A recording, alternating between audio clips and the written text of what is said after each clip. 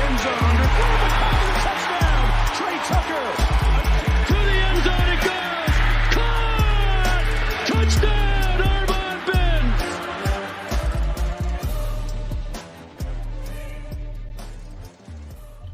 Bearcat Blitz starting it up here on the Believe Network. We're presented by Bet Online, leading into another game weekend in Bearcats football land. But first, we got to tell you about Bet Online before we get to all of that. A really, really good show today, hopefully in store for everybody. Neil Meyer across the way from me from the Front Office News, Cincinnati Rivals. Russ Heltman, of course, of Cincinnati Bearcats on SI. You can find the show on Apple Podcasts, Spotify, Google, wherever you get your podcasts, and also on YouTube, Talking Cats with Russ Heltman. We are going to have a great, great guest today, Jim Kelly Jr. He has been a part of the UC Athletics footprint for nearly 50 years as a student athlete, broadcaster, and ambassador. We love Jim. Actually, probably upwards of 50 years now at this point. He has been an awesome staple for the program, the namesake of the UC Athletics Hall of Fame, former wide receiver with the Bearcats in the early and mid 70s, and current radio color commentator with our good buddy, play-by-play man, Dan Horde. We'll have him on to discuss all the news and notes going into the week of Pitt, and we'll get into some defensive keys, some offensive keys, and some predictions from at least from Neil. And I will see if Jim wants to drop a prediction as well for this weekend, and what should be a highly, highly competitive matchup with just a 1.5 point spread between the Bearcats and the Pittsburgh Panthers as we record this show right now. Before we get to all that, though, I want to tell you about Bet Online. It's the world's most trusted betting platform and your number one source for everything football. Bet Online has every stat, every matchup, and even live odds and spreads to bet on during the games. Think you know your stuff? Get in on our $200,000 mega contest and pick 5 games against the spread every week for your chance at weekly prizes and a share of $200,000. When the game's over, head on over to our online casino and get in on a game of blackjack or poker, or unwind with one of our over 150 slots games. Head to the website today to get in on the action. Bet Online. The game starts here. And we will go ahead and bring in Jim Kelly now to the show. Jim, thank you so much for coming on as we swing things around on the video feed here. Gracious with your time this week. Thank you so much, Jim, for taking some time and coming on our little show. Thanks for having me. I appreciate it. Yes, of course. So let's get to some news and notes. Jim, just your first thoughts on the biggest story of the week. We touched on it. I think we talked about it a little bit on Monday, but it was not yet confirmed whether or not Dontay Corleone will be back fully practicing this week. We were kind of getting a sense that might happen, but it did happen on Tuesday. Neil and I were out there. To me, it seemed like the normal Dontay Corleone. We don't have confirmation as of this recording that he will be playing on Saturday. Just he has been cleared for games, but not necessarily activated for Saturday's game. Jim, I would be a little surprised if we don't see Dontay out there, given what we saw on Tuesday. But obviously, the medical stuff, you got to clear all those bars leading into kickoff at noon on Saturday. Overall, though, I think Dontay looked great, and it seems like he's ready to go to me. Yeah, I think you're right. And knowing that he was going to be out for a little bit, he did the right things when he was away from being able to be out there on the field, where he was able to go 100%, particularly in contact drills. He kept himself in shape, and that's a good thing. And I think what we'll see is, and I'm not sure internally what they're going to do, but tomorrow they'll probably do some vitals on him and just make sure that everything's staying the same. And once that happens, and I think it will, they'll go ahead and clear him, and we will definitely see him. The one thing that I will say is I don't know how much he'll play, but that being said, they like to rotate those defensive line guys a lot anyway. So if he's in there 15, 20, 25 plays, I think that might be a really good start for Dontay. And as we all know, he's a difference maker. And some of the things we saw last week against Towson, they certainly could use a run clogger in there. So I think he's going to make a difference, and it's great to see him back. And he's been phenomenal for the game, and a phenomenal captain and Bearcat along the way with all this going on. Neil, he looked pretty good to us, didn't he? Yeah, most certainly. He really looked like he was back to the old self there for Dontay Corleone. So that was a great sight to see. But overall, you could sense the morale was up a little bit for Dontay Corleone to come back. And that was the big thing that really needed the energy boost there. Yeah, no doubt about it. And I think from the rest of the team's perspective, you know, they knew everything we knew, which was he was supposed to be back this week. We suspected he wasn't going to play in the opener, but he would be ready for the Pitt game. And they kind of knew that, but like all of us, they were waiting for that final word to say, okay, you know, he's cleared to go. And the boost in morale, not only for Dontay, but for the rest of the squad as well, knowing that he's going to be back out there. And to Jim's point, that was a great point bringing up the rotation. We had a 3-man rotation at the nose tackle spot from UC this past Saturday, and Kamari Burns, Cam Rutherford, and Harris Adams. You had about 33 snaps out of Burns, 32 snaps out of Rutherford, and 10 snaps out of Adams. I'm guessing the staff would like to see maybe 15 to 20 of those Rutherford and Burns snaps go to Dontay this weekend. You keep a similar snap diet to Harris Adams. I thought he played well. He graded out very well on PFF, did a good job getting a pass rush push in there. So I think another 10 to 15 snaps can be warranted for Harris Adams. And then you kind of split up those other 60 snaps that you saw, 65 snaps that you saw from Kamari Burns and Cam Rutherford. Overall, though, it completes the defensive line rotation so much more than what they've had access to over the first 75-ish snaps of the season so far. So big news for Cincinnati, getting Dontay Corleone back on the field. Knock on wood. Hopefully see him out there on Saturday. All signs pointing to that happening, although as of this recording, we have not had that completely confirmed by the UC coaching staff, UC medical staff. Just confirmed that he will be practicing this week. A guy who has been practicing very well, and he used those practice reps to perform very well, is Brendan Sorsby. He was the newcomer of the week for the Big 12. Really, really great performance. 22 of 31 out there for 383 yards, a couple of touchdowns. Neil and I talked about how he had, I think it was PFF gave him 2 drops out there for his receivers. So an 80% adjusted completion percentage. Overall, Brendan Sorsby, I think, answered every question you could ask out of him in the first game of the season, outside of just throwing 100% accurate pass rate. He didn't do that, but he did a very good job of dividing the ball between his receivers, working through his progressions, and doing enough to win that Big 12 Newcomer of the Week award. Was the 5th highest graded Bearcat on the offense with a 75.8 overall grade. Strong debut for Brendan Sorsby. And Jim, I think this is a guy that still has a lot of an even higher ceiling he could hit. Not necessarily, I don't know if he's going to throw for 380 plus yards again this season, but overall down to down, especially in the running game, I think he could be even more impactful in that sense. Well, I would agree with you. You mentioned he threw for 2 touchdowns. He also rushed for 2. Now, one of them was a 2-yard run. The other one was a 13-yard run, but those were great runs. But what I like, okay, so you mentioned the 22 for 31 and that there was a few drops. Yeah, Xavier Henderson, I think, had 2 that were very catchable balls. So that takes it, let's say both those were caught. That takes him 24 for 31. There was a screen pass that was going to be set up for Corey Kiner, and he was totally covered, and Sorsby very wisely threw the ball right at Kiner's feet to avoid, throwing it into traffic and or, getting some sort of problem. So yeah, that was a veteran play right there. That was a very heads up play. It told me something about him right there, because he was having a heck of a day at that point. He had 200 yards in the first quarter. And he started 8 for 9 too, which is the crazier game. Game. Exactly. And one of those was the one little quick screen pass that they had on Xavier Henderson that he dropped. And I don't say dropped. The ball went through his hands. Was it thrown a little high and a little hard?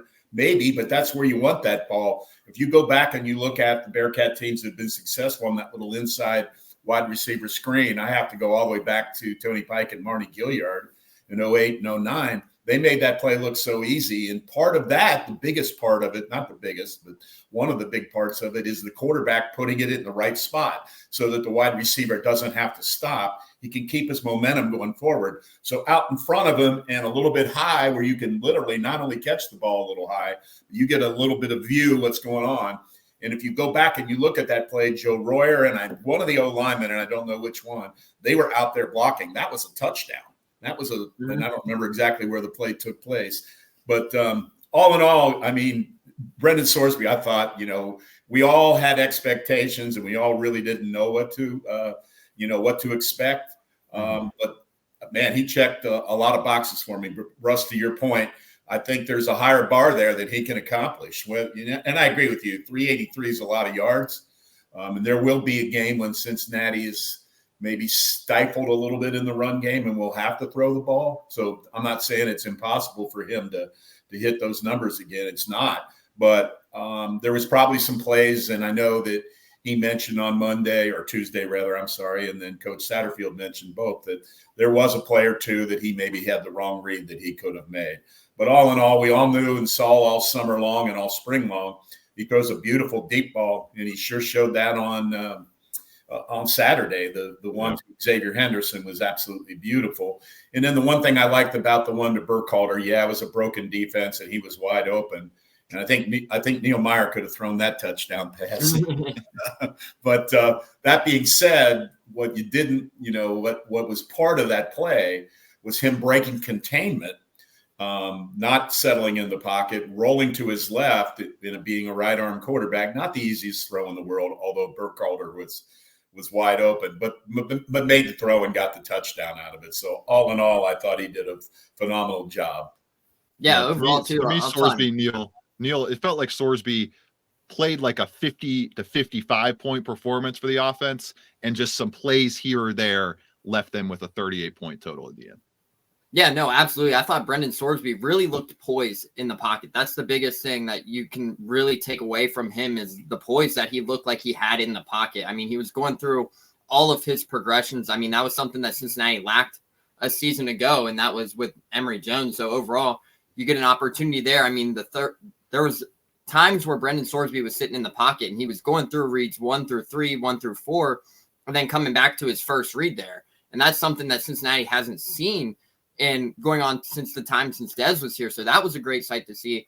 But overall, the biggest thing was the deep ball, as Jim mentioned. That ball to Xavier Henderson was beautifully thrown. That was in a great position, great area for Xavier Henderson to really go up there and make a play, and only a play where he would be able to make that catch there. But overall, I think the biggest thing was, too, you guys talked about it, there was an opportunity there, and Coach Satterfield and Brendan even themselves even said there was an opportunity there where they felt like they could have put up 50 points on the board. Obviously, one of those drives gets stalled early in the first quarter on the muff punt by Michael Musari. And for those who are kind of talking about the muff punt, I think all three of us could attest that Michael Musari caught about everything at fall camp. So that was just the one. That was just a tough scenario. The tough scenario where he dropped the muff the punt. But overall, I thought Brendan Sorsby looked really well. He lived up to expectations and exceeded some.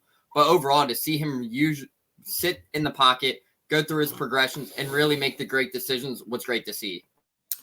Well, you mentioned the pocket, and you mentioned being able to go through his reads. What's unsaid in what you just said there is the great job that the offensive line did. Yeah. And one of the things going in, we knew that they could run the football, and they were great run blockers. But last year, at times, they were a little lax in their pass blocking. I thought they gave Sorsby a tremendous amount of times. And I agree with you, Neil. I watched him. You could literally see, if you could have looked into his brain, you would see the gears going 1, 2, 3. Okay, I'm going back to 1. But he had time to do that. So I really give the offensive line a huge assist on the passing game this past week. Ton of things to build off of and some mistakes to clean up. I think that's kind of what you want to have coming off of a game one. You don't want everything to go perfect. You want to have some stuff to build off of, some stuff to teach off of. Obviously, would like a little bit wider margin than 38-20. Yeah, a chance to really kind of clean those things up this weekend against Pitt in a tight matchup. We'll get to that right now after these messages on Bearcat Blitz, coming back with UC football color commentator Jim Kelly and Neil Meyer following these messages. Stick with us, everybody.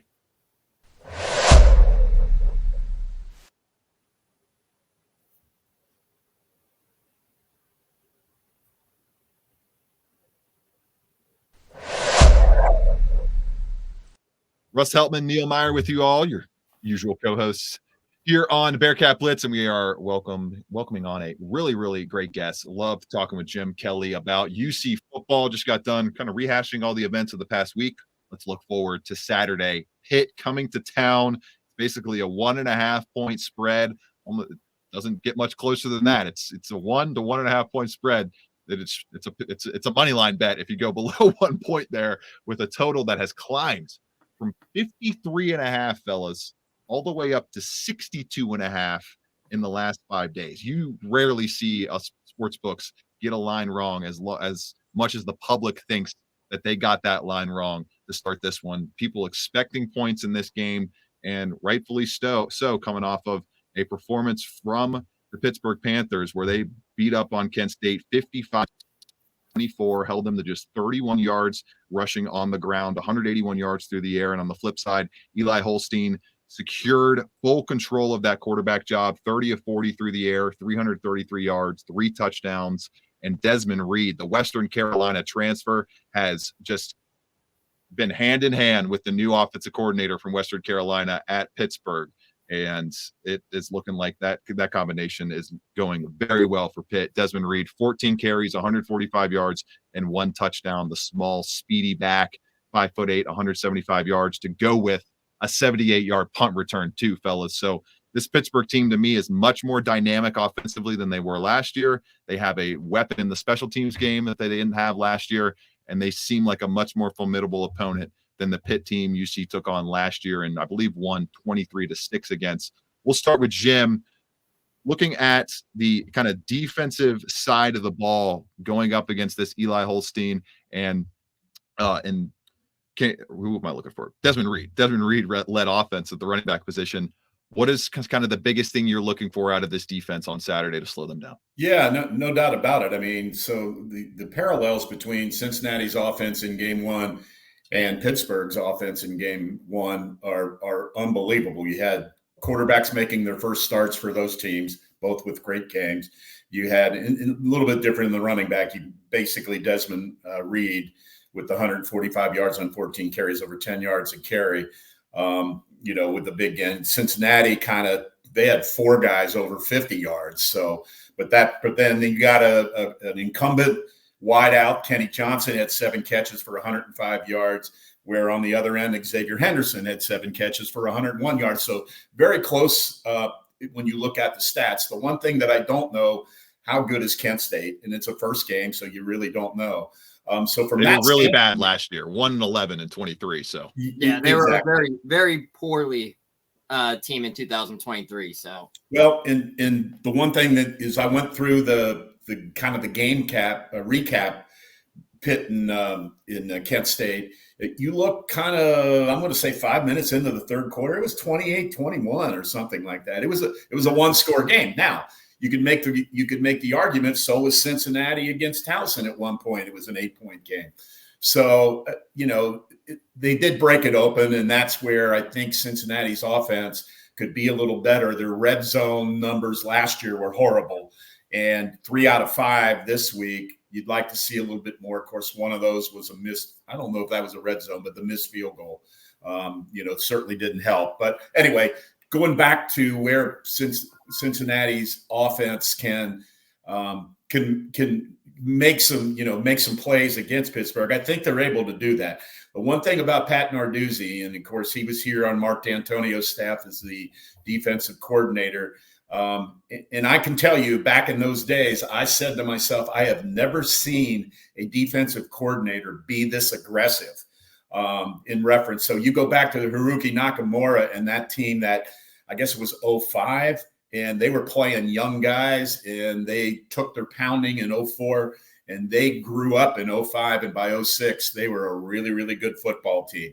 And that was because of his aggressiveness. Now, he's settled down a little bit, but he's still a very aggressive. And, of course, he's not the defensive coordinator. He's the head coach.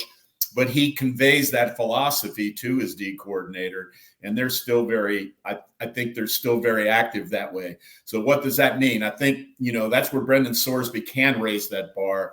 He's going to have to make some plays. There's going to be some blitz packages that he hasn't seen.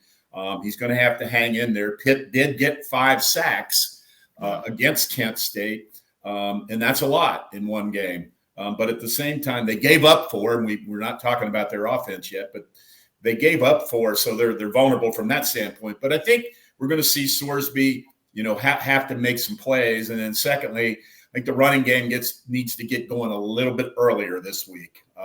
You have to throw the ball. Great. That's fine. Certainly got a lot of weapons. We've talked about Henderson. We've talked a little bit, not much yet, about Joe Royer and the receiving side. But those are two big weapons. And quite honestly, in between there, you've got another 5 or 6 wideouts that can really do a nice job. So I think they're going to have to play well. They're going to have to keep their eyes open all the time. They're going to need to make some plays against some blitz packages, corner blitzes, safety blitzes, obviously maybe 6-man, 7-man front where they're sending 2 or 3 guys to try to outnumber you.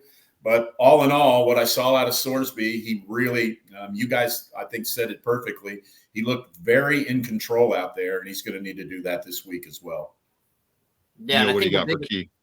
I think the biggest importance is keeping Brendan Sorsby upright in the pocket. You don't want him to take all these hits. Obviously, Pittsburgh is a team that even Scott Satterfield alluded to as one of the most elite pass rushing teams. They are relentless, and was the phrase that Scott Satterfield used in terms of getting to the quarterback.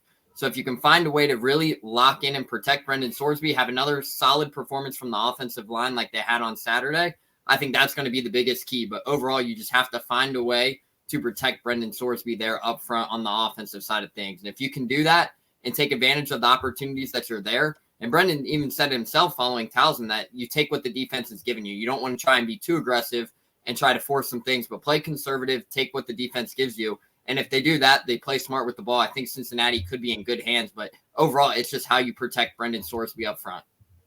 Yep. Yeah, look at Pittsburgh last week. Pass rush was pretty solid. 71.5 PFF grade on the pass rush against Pitt. Multiple sacks, as you guys mentioned. And then in the passing game, for me, kind of ties into my biggest key. It's kind of on both fronts. It's the explosive plays. They have to take advantage, like you mentioned, Jim, of the aggressiveness of Pitt. There's gonna be some gaps in the secondary, some gaps in the second and third level when they bring these blitz packages that Cincinnati can take advantage of. That's right.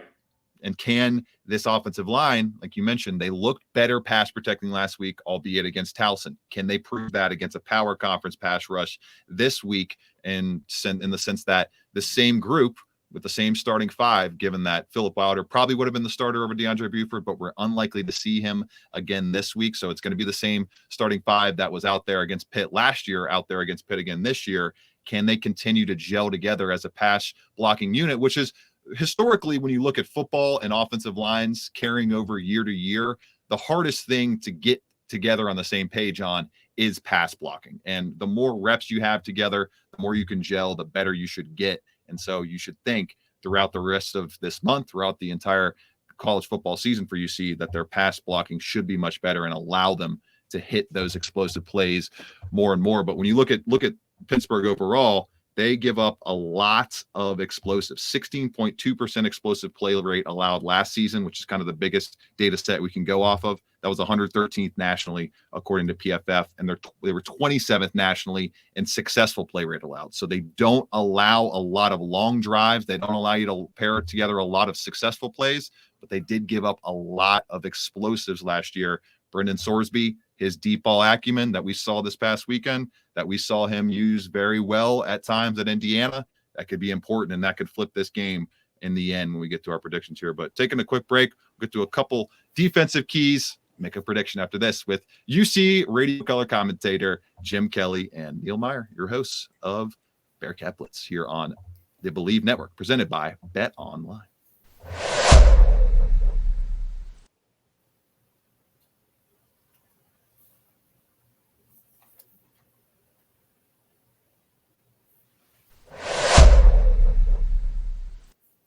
Offensively, Jim, where do you think the Bearcats kind of need to buckle up defensively against this Pittsburgh offense led by Eli Holstein? We got done talking about the dynamic impact that Desmond Reed had in his first game as a Panther, just almost 200 over 200 all-purpose yards.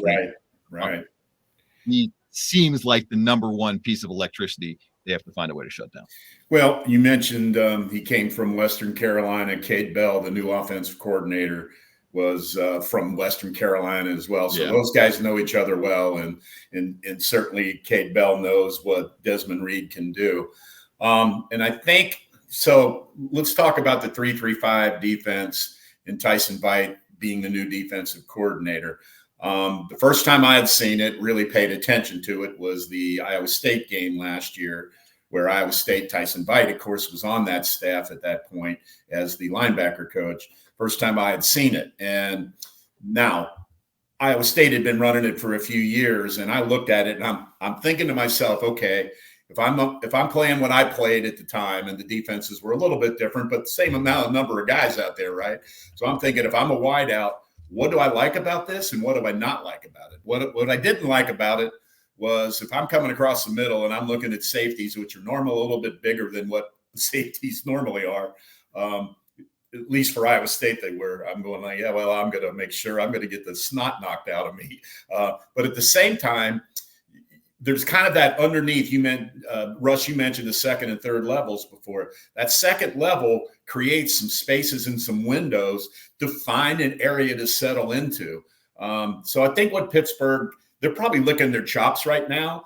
And I have to go. I didn't, watch a replay of the game, but Coach Satterfield said we had guys there, but we were out of position or didn't make some plays.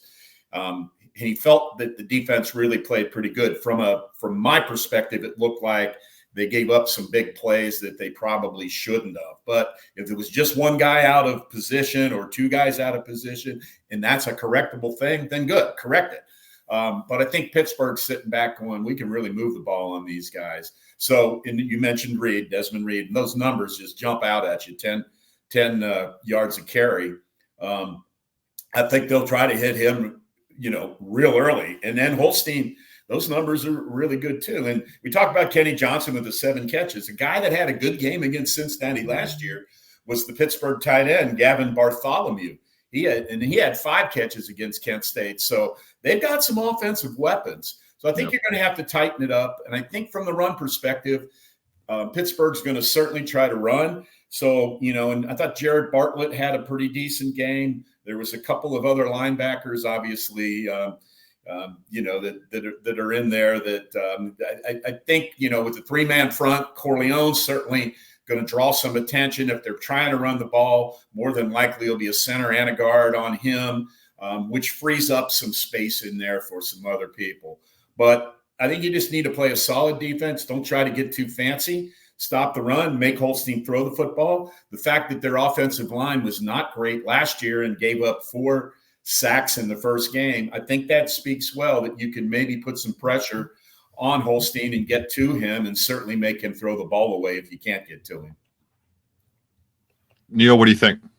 Yeah, most certainly. I think if Cincinnati can get some pressure there, obviously Dontay, depending on the snap count that he gets, that should be able to really kind of open things up for the defense. But obviously in the 3-3-5, it's going to be interesting because obviously the second and the third level on Saturday, yes, they had the explosive play where the guy beat Mekhi Miller in one-on-one where he outran everybody for the touchdown on Saturday, or Salson. But overall, the 3-3-5, if you can get some pressure to the quarterback, I think you really have a solid group of linebackers and a great secondary behind you where the second and third level could make some plays. But it's going to be interesting because obviously teams too saw that 3-3-5 last year at Iowa State has really struggled, and teams have struggled against that Iowa State 3-3-5 defense for the last 10 or so years. So it's going to be interesting to see what Pitt will like to do. Obviously, their offense is kind of unique. Obviously, Jim mentions Gavin Bartholomew. He had a great game versus Cincinnati last year, but Pitt does like to go fast and quick offense. They're going to spread everything out. So it's going to be interesting to see how does that 3-3-5 adjust. So that's going to be the one thing to take away. But